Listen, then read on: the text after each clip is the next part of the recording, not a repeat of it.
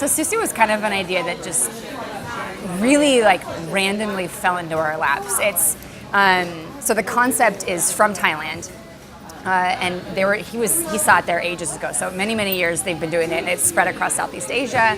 And so we were in Phuket a few years ago, and we were staying right by the beach, and there was this little tiny cart, making this ice cream, and these little spirals and all these little toppings and everything. And we had just never seen anything like that as far as the technology goes. Like, we were just really fascinated by the equipment that they were using and the fact that they could flash freeze something, and it was 100 degrees outside and 100% humidity.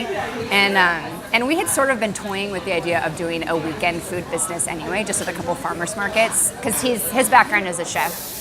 I don't have a food background at all, and I don't recommend going into a food business without a chef. I don't know how people do it. We know a lot of people who don't have a food background that try to do food businesses, and that seems scary to me.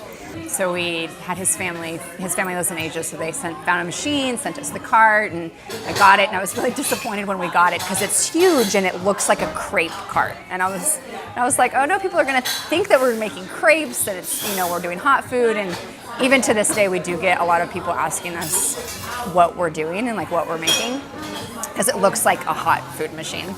And anyway, so we just got the machine and practiced and got into some weekend farmers markets, and then that was going really well. So then we got into some weekday farmers markets, gave up our other jobs, and that was 3 years ago. So starting your own business it doesn't really change you. It's more a test of your limits and how far you can push yourself, and really trying to achieve everything that you're capable of already. It's a huge learning curve, and we are all about it. And you really have to just attack it that way. Like, you can't be scared to fail. You can't be scared to ask everybody you know for help. I love to do research, and I love to see what other people have done wrong, or find out things that haven't worked for other people, and then not go down that route. And I have a lot of small business, like micro business friends that now come to me and say, how did you do this? Or where did you find this? Or where are you buying your stuff from? And just little things like that. And I love to help people out, just because we did so much research before we made any little decision about the business, or, what are we going to buy? What new equipment are we going to purchase? What markets are we going to do? And then I would say that the menu is probably the riskiest thing that we do. And that risk has definitely paid off.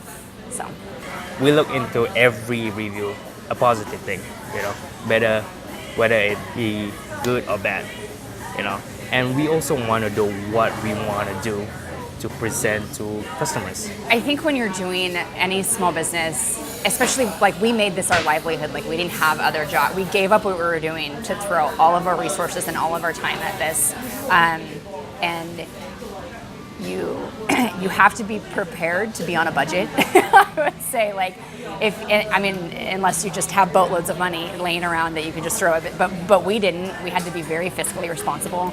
And you have to be prepared for just really hard days where just something's not working out. We have a really great marketing team that works for our weekend Saturday, Sunday farmers markets, and they are wonderful. They have done so much promoting for us, and we really relied on them to help spread our message about what our business was doing. I